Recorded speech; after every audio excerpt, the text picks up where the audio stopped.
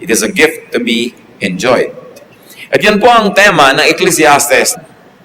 Hindi laging madaling pag-aralan ng ganitong mga books of poetry and books of wisdom dahil bihirang may mga kwento na madali at masarap subaybayan. Kadalasan mga ideya na masalimuot pa nga kuminsan, pero bahagi ng salita ng Diyos ang ganitong mga uri ng wisdom literature na dapat nating pakinabangan. So ngayon, ito Ecclesiastes 6, at ito may kinalaman sa naging sakripisyo rin ni Jesus sa pag-ibig ng amang nasa langit na dapat ang buhay ay magkaroon ng kulay, magkaroon ng saya, at magkaroon ng kabuluhan. Sinisikap na sagutin ng mga ngaral sa Ecclesiastes kung ano daw talaga ba ang kahulugan ng buhay, ano yung mahalaga, anong dapat gawin sa maikling buhay na ito. At yan, pinamagatan natin, so what's good in life? Ano nga ba ang karapat-dapat na bigyan ng pansin? Ano nga ba ang mainam sa buhay na ito? Ama namin sa langit, salamat sapagkat kami pinagtitipon-tipon ninyo. At salamat din, Panginoon, sapagkat ang puso namin tinatamnan nyo ng pag-ibig sa inyo, pagkauho sa inyong salita. Linisin niyo po kami para walang maging hadlang na makita namin kayo ng mukhaan. Nais namin, Panginoon, kayo po ang maging tagapangaral, Ama sa langit. Gamitin niyo lang ang lingkod niyo na daluyan na inyong mga salita. Papagliwanagin yung isip namin at magkaroon ng personal na kahulugan sa bawat isa sa amin ang mga salitang pagsasalusaluhan namin. May you enable us, O Lord, to enjoy reading your word, pondering your wisdom in peace. Protect us from all works of evil men and evil spirits. Protect us from worries and cares. And strengthen our bodies. Sharpen our minds. Brighten our thoughts, O God. At habang narito kami nag-i-enjoy ng presensya nyo, may this time with you also give us blessings. Thank you, Father. We believe you will answer our prayer for wisdom. In the name of your Son, our Lord Jesus Christ, we pray. Ecclesiastes 6, 1-2.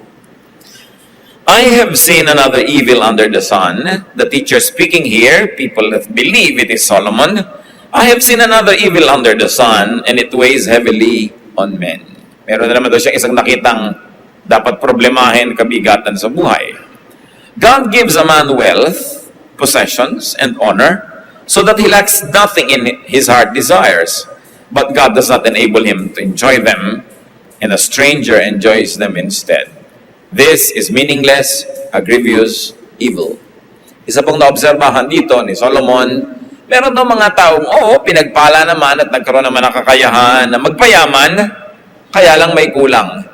Hindi sila nabigyan ng pagkakataong lasapin yung sarap ng kayamanan na kanilang inipon. Bakit? Sapagkat kung iisipin ay napakaraming ibinabayad ng tao para yumaman. That there are great payments to be made for great wealth. Hindi naman dali-daling yumayaman lang ang tao. Maraming hirap yan, maraming sakripisyo. One is, of course, big work. Malaking hirap para magpayaman. Kumisan, pag mayaman ka na, madali nang mas yumaman pa. Pero ang hirap nung makahulagpos ka mula sa kahirapan patungo sa kayamanan. Mahirap na trabaho yun. Pero pag yumaman ka na, kuminsan, may naniniwala na sa'yo, may kapital ka na, may mga connection ka na, dumadali na. Pero sa simula, mahirap yan. Para ka mayaman, kailangan mo ng big investments and risks. Investment not only of money, but of your time, your talent, your relationships. And therefore, because of the big investments, you have big worries, big stress, big sacrifices, like isolation. Marami nagpapayaman, nalalayo muna sa mga mahal sa buhay kasi hindi naman pwedeng sabay-sabay na nagpapayaman ka tapos nag-aalaga ka ng anak, meron kang minamahal na asawa, bihira yung blessed na nagpapayaman na, kasabay pa niya lahat yung ginagawa na yun. Madalas, may pag-iwalay. And of course, there's great sacrifices like having to compete, like missing out on a lot of fun and pleasures in life. Ang nakakapagtaka lang sa atin, pag may yumaman na, yung mga hindi naman katulong na ipunin yung kayamanan na yon, gustong makihati. At sabi niya, ang yaman naman, dali mo nang ibigay sa akin yan, marami ka naman pera, bigyan mo na lang ako. Pero hindi nila naisip kung gaano kahirap bago nakaipon ng pera yung tao. At kung ano ang mga sakripisyo niya para lang manatili siyang mayaman o mas yumaman pa. Ang hirap ngayon, kung naubos mo na yung lakas mo, naubos mo yung PR mo, naubos mo yung good relationship with people para kayo maman, ano ngayon ang natira para ma-enjoy mo yun? The problem with wealth is that wealth could not be enjoyed when one dies. before it is collected or before it is fully enjoyed. At sinasabi yan ni Solomon, kuminsan, ang haba ng buhay ng tao, nauubos niya sa pagpapayaman, pero hindi niya naggamit yung kayamanan habang buhay siya. That one might overproduce beyond his capacity to enjoy. Na, gano'ng kahaba ka ba mabubuhay na ilang taon? Mabubuhay ka ba ng 80, 90, 100? Siguro yung 110, sobra na yun. No? Pero ipagpalagay na hanggang 110, how much money do you need to enjoy? And there are people, even in Solomon's time, that had much more money than what they would need for their whole lifetime. Tapos hindi pa tumitigil ang kagagawa ng pera, at kuminsan nagkakaroon pa ng mga kaaway, nalalayo pa rin sa mga mahal sa buhay dahil gawa pa rin ang gawa ng kayamanan. Pero kahit ang yaman mo, namamatay ka rin. And through death, through succession and inheritance, through legalities and other reasons, one loses control of his possessions. Nangyayari yun, nawawala ang paghawak mo sa iyong kayamanan. Habang buhay ka lang, habang malakas ka lang, habang malinaw lang yung isip na hawak mo yan. Pag lumabo na yung inisip, o namatay ka na, o hindi na kaya ng iyong katawan, iba na ang magmamanage yan, at kadalasan, iba na yung magpapasasa. Ano ang punto ni Solomon? That it is senseless and unfair for the producer and the collector to work so hard and not enjoy his fruits. Hindi sinasabi ni Solomon na huwag ka magpayaman. Pero ang maaari niyang iminumungkahi sa atin, huwag mong kakalimutan to enjoy the fruits of your labor. And this time, hindi lang sa kayamanan, pinag-uusapan ng malaking kayamanan. Kung ano man sa iyo ang konsepto ng meron ka, nagtrabaho ka, meron kang kinita, huwag mong kakalimutan na enjoyin yon. Kasi kaya ka binibigyan ng Diyos ng pagkakataon na kumita, magkaroon ng iniimpok mo para pakinabangan mo rin yon. Hindi ka nilikha ng Diyos para maging tagapagtrabaho. God just did not create you to become a beast of burden. But you are to work so that you will enjoy the fruit of your work. You are to work 6 days so that you can fully enjoy the 7th day of rest. You are to collect and you are to gather so that you can enjoy its benefits. So the writer of Ecclesiastes essays the difficulties, the disadvantages, and frustrations of people who work hard to be wealthy. Na para rin yung sinasabing, huwag kayong sobrang magsikap na sobrang namang yumaman. Lalo't kung lampas-lampas na sa kailangan ninyo, dapat naman pause, rest, and enjoy what you have worked for. Ecclesiastes 6:3-6.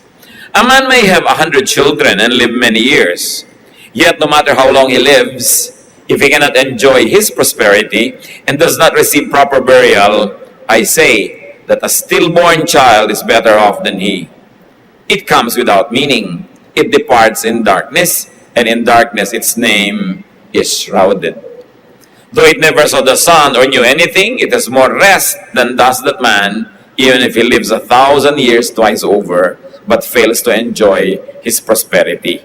Do not all go to the same place?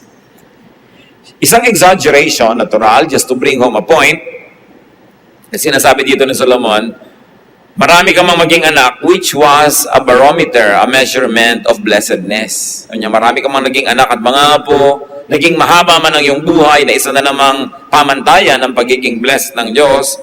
Sabi ganun, pero kung hindi mo na i-enjoy ang iyong prosperity, tapos hindi ka pa malilibing ng maayos, sabi niya, mabuti pa hindi ka nalang pinanganak. Mas mapalad pa sa iyo yung batang ipinanganak ng patay. Sabi, kasi after all, mamamatay ka rin naman pareho lang kayo na pupuntahan. So pareho lang kayong hindi nag-enjoy. So yung ipinanganak ng patay, hindi siya nag-enjoy. Ikaw, ipinanganak ang buhay, pero yung buong buhay mo, hindi ka rin naman nag-enjoy. Puro ka lang pagsisikap. Sabi niya ganun. Tapos pareho rin lang kayong mamamatay. Mabuti pa yung hindi nila ipinanganak. Hindi siya nahirapan. Ikaw nahirapan. It's an exaggeration and it must be read as poetry. Natural, kahit mahirap ang buhay, mas masarap pa rin ipanganak ka kaysa hindi ka na ipinanganak. Pero ang point niya, baka akala mo ganyan lang yung buhay na puro pagsisikap, puro pag-iipon, puro pagtitipid, puro pagtatrabaho. Kailangan na i-enjoy niya. Many conservative theologians are not comfortable in Ecclesiastes. It is one of the books of the Bible that gives so much discomfort to conservative theologians. Kasi parang puro tinuturo ng Ecclesiastes is how to enjoy life. At alam niyo man, maraming mga theologians, para habang hindi na nagturo na daw, mapapawisan, puro na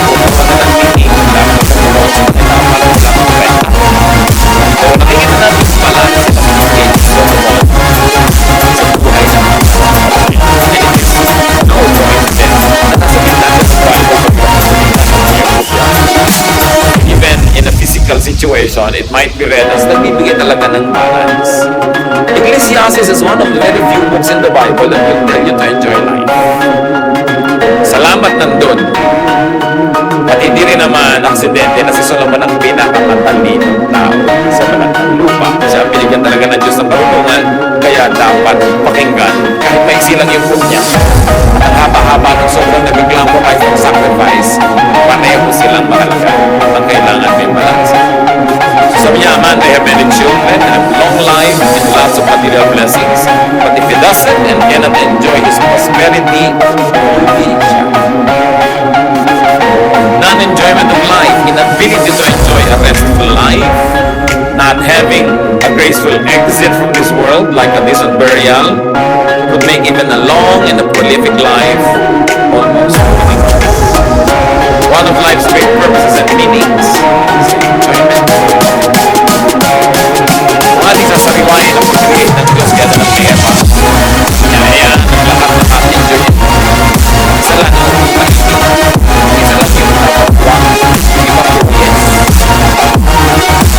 Dahil nga, napapagtao sa kahit isa lang huwag na.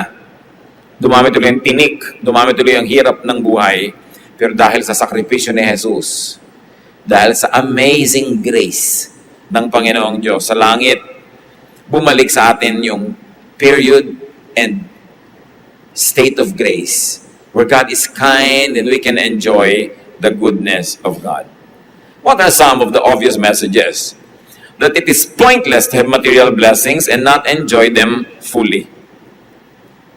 Marami dyan guilty. Ang dami nyo magagandang baso sa bahay, ang ginagamit nyo yung bungi.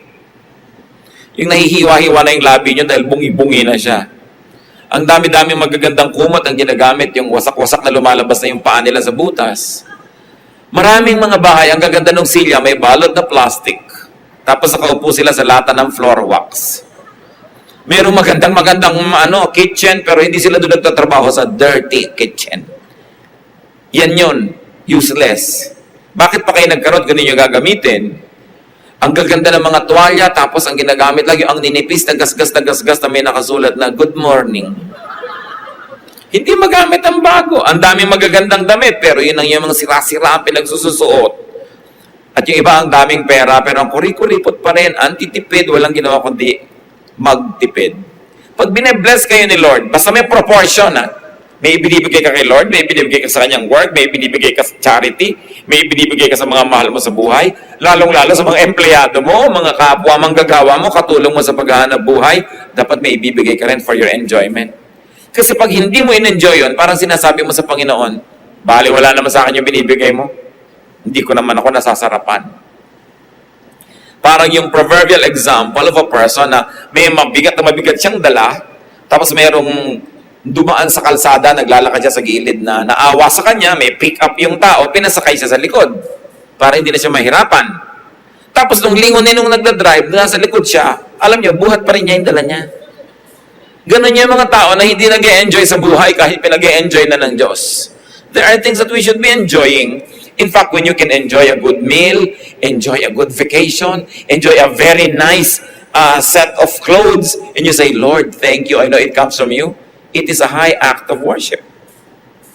Katulad din yun ng pagsasakripisyo, hindi ako kakain para maibigay ko sa mahirap. Pareho lang yun. These are two sides of one and the same coin. Yung sacrifice and enjoyment. Kasi, God is God of balance. Ang mahirap doon, kung puro ka enjoyment, tapos wala kang sacrifice, wala kang sharing, wala kang giving, dapat pareho. Ecclesiastes 6:7-9. All man's efforts are for his mouth, yet his appetite is never satisfied. Another figure of speech. Ang lahat daw ng pagsisikap ng tao ay para lang siya makakain. Pero ganun pa man, wala naman talagang sobrang nasisiyahan na ayaw na niyang kumain. Maybe ayaw lang uli ngayon, pero mamaya gusto na naman niya. At sa pagkain lang ba yun? Hindi. Ang mga tao na nagsisikap para magkabahay, kumisan 2-3 na yung bahay, hindi pa rin masaya. Yung mga tao nagsisikap para magka-award, kumisan 10 yung awards, ayaw pa rin tumigil. Kasi sabi ko, ano yung gusto mo, you will never have enough of it. Magiging Diyos mo yung desire. So anong sinasabi dito ng Solomon? Ang pag-e-enjoy din naman, hindi lang yung talagang nagpapasasa ka. Kasi kung magpapasasa ka na walang spiritual balance, laging kulang pa rin naman. Kulang at kulang at kulang. Laging ilalagay mo dapat yung Diyos sa equation na may balance ang iyong ginagawa sa buhay. Sabi niya, what advantage is a wise man over a fool? Pareho lang naman kasing discontented, di ba? Kahit ang matalino at yung mangmang, pareho lang may mga discontentment yan. Tulad ng yung mayaman at mahirap, pareho lang may discontentment. Akala nung mahirap, kung ganyan lang kalaki bahay ko, masaya na ako, okay na sa akin. Pero subukan mong tanongin yung nakatira doon sa malaking bahay, kung okay na sa kanya yon, hindi pa rin. Kasi ang tao nga, walang kasiyahan. What does a poor man gain by knowing how to conduct himself before others? Isa na namang tanong ni Solomon. Sabi niya, kung mahirap ka ba, at itinatama mo ang behavior mo sa harap lalo ng makapangyarihan at mayaman, nakakatiyak ka ba na aasenso ka, mapapansin ka, mabibigyan ka ng katarungan? Sabi, di naman eh. Maraming mga tao, tamang-tama lahat ang kilo sa buhay. Ang ginagawa nila talagang ethical and correct. Pero sabi, madalas doon, hindi pa rin sila nasasatisfy sa buhay. Better what the eye sees than the roving of the appetite. Said another way, saying, mabuti pa, enjoyin mo na lang yung meron ka kaysa lagi mong hinahanap yung wala ka naman. This too is meaningless, a chasing after the wind. In a manner of speaking, Solomon was saying, a fish on the table is better than 10 in the ocean. Kung ano yung meron ka, pag ine-enjoy mo yon, masaya ka. Pero pag lagi mong hinahanap yung wala, hindi ka nasasaya kahit kailan pa. Some of life's mysteries and ironies, contradictions, and senselessnesses is to struggle to have does not usually end in satisfaction. Observation yan ni Solomon. Kahit ka working very hard, hindi guaranteed na masisiyahan ka sa dulo nun. And in spite of wealth, you are not happy. Sometimes because of wealth, you are not happy. So no one really gets satisfied. Solomon says that being sensible does not guarantee living a better life. Napansin niyo ba yan kumisan? Hindi ko mo proper ka at tama ka, winner ka, kadalasan nga loser ka pa dahil tama ka eh. Napapansin niyo yun? Ito nyo yung mga hindi corrupt, sila yung walang pera. Yung mga corrupt, parang wow, yung mayaman. Parang nire-reward yung masama. Pero anong ibig sabihin lang dito na Solomon? Akala lang natin yun. That uprightness, sabi niya, does not always lift people out of poverty. It is true, but only poverty of the material things. But uprightness will always lift you out of spiritual poverty. Kaya pag tinitingnan natin, ang totoo nun, kinikiliti lang ni Solomon yung isip ng mga nagbabasa sa kanya na akala mo, sabi ni Solomon, uy, bali, wala namang gumawa ng mabuti, hindi rin ibig sabihin, masasatisfy ka. Pero pinag-iisip ka niya na it is better to suffer for doing right than to suffer for doing wrong. Because in both cases, you suffer. Those who do right, those who do wrong will also both not be satisfied. Yung gumagawa ng mali, nakaw ng nakaw, hindi pa rin siya satisfied. Ikaw naman, hindi ka nagnanakaw, hindi ka rin satisfied kasi kulang. Sino ngayon sa inyo ang mas blessed? Pareho lang naman kayong hindi satisfied eh. Pareho lang kayong mamamatay. At pareho lang kayong haharap sa Diyos. Kaya ang inevitable conclusion, mabuting gumagawa ka ng tama kahit hindi ka laging yumayaman dahil sa paggawa mo ng tama. Mabuting gumagawa ka ng tama kahit hindi bigla na nagkakaroon ka ng satisfaction. Kasi hindi naman bigla-bigla ang mabubuting bagay. And God knows our hearts, God knows our thoughts, and we will face God and God is our judge. That is a common sentiment that many good people do not really become rich. Pero hindi naman kung naging rich ka, na naging bad ka pa kung minsan sa paraan ng pagiging rich mo, hindi naman ibig sabihin, sasaya ka na rin eh. So, lugi ka rin. No? That if you won't find and you will seek satisfaction, no? It's better to always do what is right. And whether or not you get satisfied, God is satisfied with you. At ang mahalaga, yung satisfaction ng Diyos sa'yo. Hindi lagi yung instant satisfaction mo. Isa yan sa mga palatandaan ng maturity that you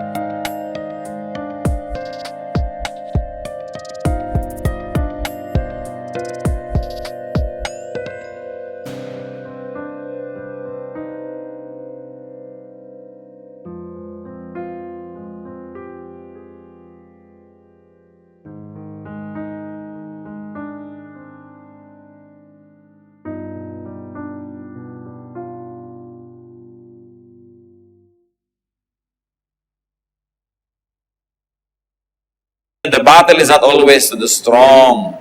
The race is not always to the swift. Hindi laging ganon. Kasi ang mga tao, ito naman ang ginawa ko, bakit naging ganyan ang outcome? Ang buti-buti ko sa'yo, ba't hindi ka naging mabuti sa akin? Kung kayo, old enough to know life, you know na hindi lahat ng ginagawa nyo ng mabuti, nagsusukli ng mabuti. Pero kahit kailan pagsisihan ang paggawa ng mabuti, lalo pa nga't hindi ka nasuklihan ng mabuti, Diyos ngayon na magsusukli sa'yo. Kasi Diyos ang natutuwa sa gumagawa ng mabuti, hindi ka nasuklian ng ginawan mo, sinong magbibigay sa'yo? Di yung Diyos na natutuwa sa'yo. Kaya huwag magsisisi kahit kailan. Buti na lang, hindi na lang kita tinulungan, ganyan ka lang pala. Huwag nating pagsisisihan yon. Kasi alam natin na hindi man na tayo nakakatiyak sa magiging immediate result of our goodness, alam natin yung mas malayo at mas mahabang result niyan, tiyak. Nakaharap tayo sa Panginoon at ang Panginoon ay hukom na marunong magbigay ng gantimpala at parusa sa mga tao kung ano man ang kanilang dapat tanggapin. But going back to Solomon and his main thesis, enjoy what you have. Do not always want something else. At yan kung minsan ang problema sa atin. Meron ka na, iba pa yung gusto mo. Huwag na kayong lumayo. Pagka-order mo sa restaurant, lagi yung order no nasa kabilang mesa, parang mas masarap. Parang ano yung in-order niya? Bakit parang mas masarap order? Hindi naman ka pinilit na orderan na yun. Pagsisisi ka na. Marami pang iba, walang ginawa kundi i-compare yung husband nila o wife nila sa husband o wife ng iba. Eh yan na yung nasa iyo. Kailangan enjoyin mo na yan. At huwag ka nang tumingin-tingin pa sa iba dahil yan na yan. Enjoy what you have.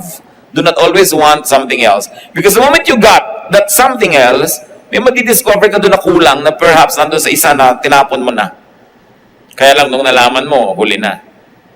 How do you become happy therefore? Kung i-operationalize natin mga kapatid, yung tinuturo ni Solomon, get what you want. So you'll be happy. But can you always do that? You cannot always get what you want.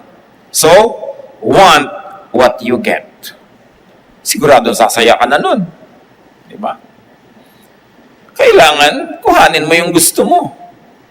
Ngayon, sa pagsisikap mo, hindi mo pa rin nakuha yung gusto mo, eh di gustuhin mo na yung nakuha mo, sasaya ka rin. Kailangan turuan mo ang sarili mong sumaya. Kasi kung lagi mong aayawan yung meron sa'yo, magiging miserable ka. Tapos lagi mong hahangarin naman yung wala. If you like whatever you get, you will be happy. You will enjoy. And if you do good for goodness sake, if you give for the sake of giving, you won't be disappointed. Because God is just. Isa yan sa mga pinagmumulan ng napakalaking unhappiness ng tao. Hindi siya masaya sa sarili niya. Hindi siya masaya sa kulay ng balat niya. Kaya yung mapuputi, nagbibilad para umitim-itim. Yung maiitim naman, payong ng payong para pumuti-puti. Wala nang sumaya. Yung mga sobrang mga tatangkad, talagang 3 dangkal na yung heels para tumaas. Yun naman ang tataas na, nagpa-flat. Kasi ang taas na nila. Lagi nilang may kulang at kulang. Yung mga kulot kung bakit nagpapatuwid ng buhok. Yung mga tuwid, nagpapakulot. Kung pwede na siguro magpalit-palit tayo ng bahagi ng buhok ng ating mga katawan, hindi na tayo titigil ng kakahiram ng iba. Pero siguro, tama lang sa tao na gusto niyang ayusin yung sarili niya. Pero para ka sumaya, tanggapin mo kung sino ka. Improve mo na lang up to a point, pero hindi mo kailangan buong baguhin yan. Kasi hindi ka natitigil lang kababago. No? Lagi na lang na palit ka ng anyo, ng pagkatao. But yun ang isa sa mga dapat matutunan natin para tayo sumaya mga kapatid. Tanggapin kung sino tayo. At hindi lang tanggapin pasalamatan ng Diyos na tayo ay tayo. Hindi para konsintihin ang sarili natin sa mga kapintasan natin, pero tanggapin maging ang ating mga tinatawag na kakulangan, and then begin from there. Begin improving your life. But don't be somebody else. Just be the better version of yourself. Na ikaw pa rin. Better version lang. Hindi mo kailangan maging iba. Merong magaling kumanta, hindi ka magaling kumanta, siguro magaling ka namang mamlansya. So, mamlansya mo siya habang kumakanta siya. Pareho kayong nakaminister to each other. Hindi mo pwedeng hangarin yung talent ng iba Lulungkot ka sa magkakapatid. Lalo maraming magkakapatid. Kung minsan matatanda na yan, may mga malalalim pang mga animosities, mga selosan, mga sama ng loob. Kasi nagkakainggitan. Ang dami niyang manliligaw. Ikaw, konti lang. Sa marami siyang manliligaw. Ikaw, konti lang. Di yung konti, may maximize it. No? Pero yung mga iba kasi, inggitan, mga magkakapatid. No? Kaya, kuminsan, ang pinakamahirap gawin, family reunion. Lalo't may mga malalalim na mga sugat. At yan, usually dahil sa inggit. At kuminsan naman yung mga takless kasi natin makamag-anak, uy, ba't ang ate mo ang puti-puti, ikaw hindi. Lumalaki tuloy kayo mismo nagko-compare sa isa't isa. Na nagkakaroon ka ng resentment do sa kapatid mo kahit hindi naman niya kasalanan na ganun siya. Kasi yung mga tao din mahilig mag-udyok na ikaw ay mainggit. Sabi ni Percy Bysshe Shelley, we look before and after and pine for what is not. Our sincerest laughter with some pain is fraught. Our sweetest songs are those that tell of saddest thought. Pag ang lagi mong hinahanap, yung wala, hindi ka nasasaya kahit kailan. Ecclesiastes 6:10 to 12. Whatever exists has already been named, and what man is has been known. No man can contend with one who is stronger than he. In another way of saying, sinasabi niya, kung ano yung nandyan na yan, hindi mo na yan maiiba pa. Merong mga bagay na hindi na napapalitan, tinatanggap na lang. Lalo't lalo, kung yan ay kapwa natin, anak ka mo, merong ganitong kang anak, meron kang ganon, iba-ibang anak, dapat tanggapin mo lahat ng iyong anak. Hindi mo pwede i-compare ang mga anak mo na dapat katulad ka ng kuya mo, dapat katulad ka ng bunsong kapatid mo, kasi iba-iba eh. Dapat tinatanggap mo yung asawa mo. Bakit yung asawa ng kapatid ko masipag? Bakit ikaw? Yung lagi na lang. So, ganun, kung nandyan na yan, andyan yan. Alam nyo, yung iba sabihin, babaguhin siya ng aking pag-ibig. Hindi nangyayari yun. Kung hindi mo siya matatanggap as is where is, huwag mong pakasalan. Huwag kang umasang magbabago. Ngayon, kung nagbago, bonus. Salamat. Pero kung hindi nagbago, handa ka. Pero akala mo magbabago. Sabi nga sa Bible, can a leopard change its spots? Ang tao, ganun. Kahit pa nga nagkakaroon ng spiritual experience, born again, nagba-Bible study, may pagbabago magaganap, sure. Pero may basic siyang pagkatao na yun na siya. Kaya dapat, para kasumaya na nandyan siya, tanggapin mo. Kailangan marunong tayong tumanggap ng ganon. Hindi laging may patakaran ang ating pagtanggap. At sabi ni Solomon sa verse 11, the more the words, the less the meaning. And how does that profit anyone? In other words, para din yan, poetry, mas maiksi, bugtong, mas maiksi, mas madaling makuha yung kahulugan. Kaysa paragraphs upon paragraphs of explanation, lumalabnaw, parang sabaw na isang drama, ang hirap hanapin yung laman. No? Sabi ganun din pag sobrang daming salita, gumugulo. So may mga bagay na huwag mo na lang laging analyzein. Ang isip kasi natin, mga kapatid, merong part na nag-analyze, merong part na unconscious or subconscious. Meron din siyang paraan ng pag-iisip, pero hindi yung controlled mo. May bahagi ng ating pag-iisip na controlled natin, merong hindi. Kaya sabi niya, huwag mong kontrolin lahat. Huwag mong analyzein lahat. Habang analyze ka ng analyze, humihirap lalong maintindihan ng marami mga bagay. In other words, sakay ka na lang. Enjoyin mo yan at huwag mo laging hanapan ng if, P, then, Q o ng mga dahilan. Verse 12. For who knows what is good for a man in life? During the few and meaningless days he passes through like a shadow. Who can tell him what will happen under the sun after he is gone? So Solomon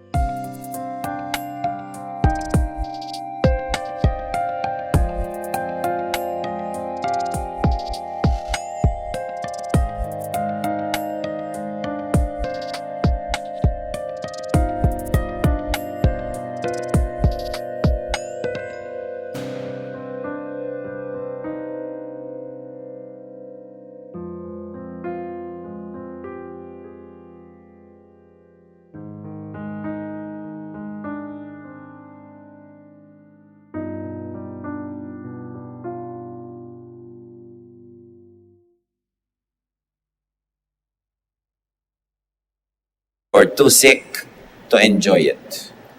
Minsan pag nagbabiyahe ka sa ibang bansa, makikita mo mayroong mga super tatanda na doon pa nagtutur. Talagang halos hindi na makaakyat ng mga baitang-baitang. Well, at least, nagtutur pa rin, no? Pero, laki siguro ang panghihinayang noon kung nung mga bata-bata pa sila, hindi man lang nagbiyahe, pagkatapos puro tipid ng tipid, no? Tapos, lalo mga Pilipinong magulang, bigay lahat sa anak. No? Yung halos tipirin ng sarili, hindi kumakain ng masarap, puro sa anak. Si anak naman para, puro ilakwatsa. No, nag-i-enjoy sa buhay si anak. So, kailangan marunong ka rin magpa-enjoy sa iyong sarili. Enjoy what you have, get what you want, or want what you get. And be good for goodness sake, though you are not immediately rewarded. God is just. And then do not problematize life. Marami tayong sa mga pinoproblema sobra sa buhay, hindi nyo naman kayang solvein. Kaya nyo bang solvein halimbawa yung, global warming? Kaya mo ba yan? Kapoproblema mo lagi? Hindi. Pero, subukan mo na magbawas ang paggamit ng aircon, di ba? Para makatulong ka naman na huwag masyadong yung environment natin magasgas dahil sa ganyan. Huwag ka laging gumamit ng kuryente. Maglakad-lakad ka lagi. Huwag ka lagi nag-elevator. Nakakatulong ka, pero kung problematizing kasi hindi mo kaya yan. Ang pinoproblema ng marami ngayon yung mga lindol. Kaya nyo bang pigilin yun? Kahit si Bernardo Carpio nga, hindi niya napipigil yung mga lindol. Pero meron kang pwedeng gawin, tingnan mo kung safe ba yung environment na nitiran mo at kung you are blessed with a capacity to improve your house or to move, then do it. If not, dagdagan mo ng dasal. Di ba? At maging alert ka, meron ka man lamang na security measures, may mga matibay-tibay kang mesa sa iyong bahay para kung sakasakaling naglalaglagan yung mga taga-taas sa iyo, may mesa naman. Mag-ipon ka ng konting tubig, pagkain, flashlight, kung saan ka nakahiga, para kung nadaganan ka doon ng mga kung ano-ano, may baon ka man lang. Kung mahukay ka sa ikapitong araw, may kinakain ka pa. Abutan ka na nagbubutong pakwan, saya ka ng konti. Kasi anong magagawa mo tungkol dyan? Lalo't wala kang kapera-pera, hindi mo naman kayang lumipat, di ba?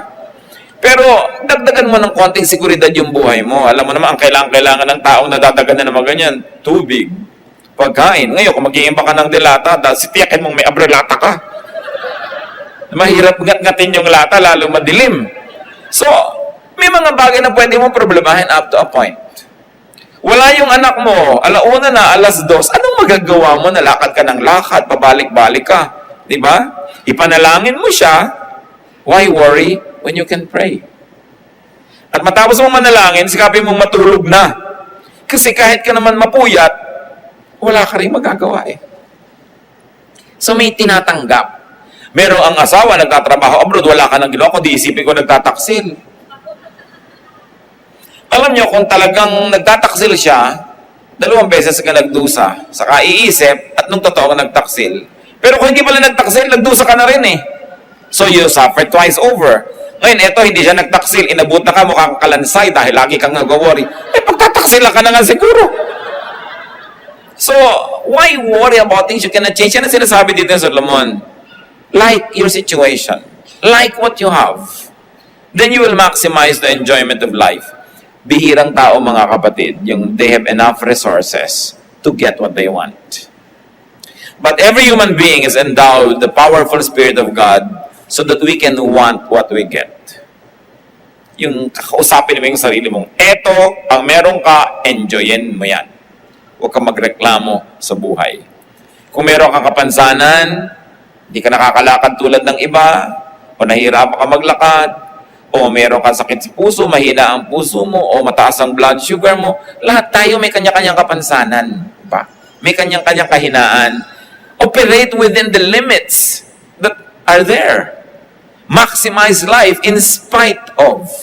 Alam niyo, isa sa mga pinakalayas na tao na kilala ko sa buhay, bulag. Kung saan-saan nakakapunta, magtataka ka, magtatanong pa ng address. Anong address? Napupuntahan naman, kabulag-bulag na tao. At ang isa sa mga pinakamang mga dadal-dal na kilala ko, pipi.